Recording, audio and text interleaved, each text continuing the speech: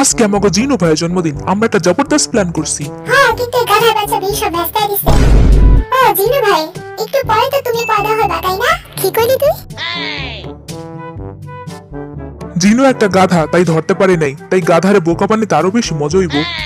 আমরা প্ল্যান করছি জিনুর একটা বেড়া নিয়ে সারাক্ষণ ঘুরবো, পরে যখন ওই ওর রুমে যাইবো জিনুর খাটের উপরে আমরা একটা মহিলারে শুয়ে রাখবো। ওই মহিলা জিনুরে দেখে চিক্কুর দিব, চিক্কুর শুনে জিনু থত মতো খাওয়া যাবো, তারপর ওদের আমরা কেক নিয়ে সারপ্রাইজ দিব। হ্যাঁ, এখন এটাই দোয়া করি সবকিছু যেন প্ল্যান মোতাবেক হয়। এই বিয়ের বাচ্চাটা প্যাস লাগিয়ে দিল মাঝখান দিয়ে আর কইয়া। আরে প্যারা নাই, জিনু গাধা বুঝে নাই।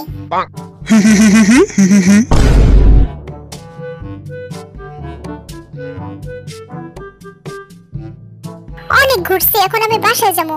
এই তো আপনার রুম সামনে। কোনটা, এই রুম? হ্যাঁ এইটা।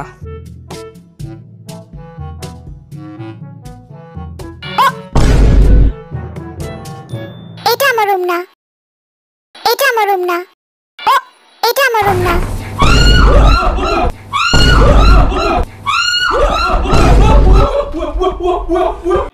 Happy birthday to you.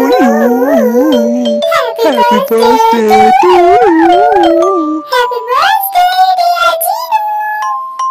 Happy birthday to you. নে ফোনে সু, এটা কি আসলো রে? এইগুলা কোন জাতে সারপ্রাইজ দিছ আমারে? আমার হার্টবিট এখন ধুকধুক করতেছে। আমি যে গোলজা ফাইটা মইরা যাই না, এটাই বড় কথা। ওহো, আচ্ছা কত সারপ্রাইজ কেমন লাগছে? এগুলো কেমন সারপ্রাইজ দিছ? হ্যাঁ, আমার রুমে একটা বেডে শুয়ে রাখছস, আমি তো ভাবলাম কার না কার রুমে চলে আইছি। হ্যাঁ, কত কেমন লাগছে? হ্যাঁ, ভালোই লাগছে। বেডিটা আসলে কেডা ছিল? আগে জানলে একটু সাজুগুজু করে আইতাম, মাইয়া মানুষ বলে কথা। থাক বাদ দে বেড়ে মানুষ।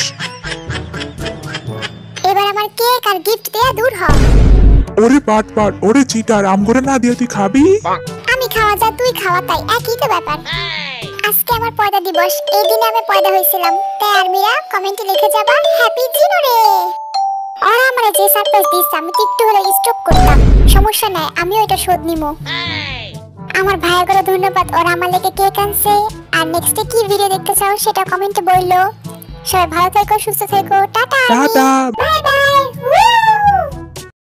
হ্যাপি বার্থডে ওয়ালওয়ার্ড হ্যান্ডসাম আমাদের জিনপ্পা, যে কিনা বিটিএস এর সবচেয়ে বড় সদস্য। তবে তার বিহেভিয়ার দেখলে মনে হয় না সে সবার বড়। তবে টিমের মধ্যে সবচেয়ে বড় হলেও সবথেকে বেশি দুষ্টামি ওই করে। এখন যদি বড় ভাই এরকম হয় তাহলে তো ছোটদের কথা বাদই দিলাম।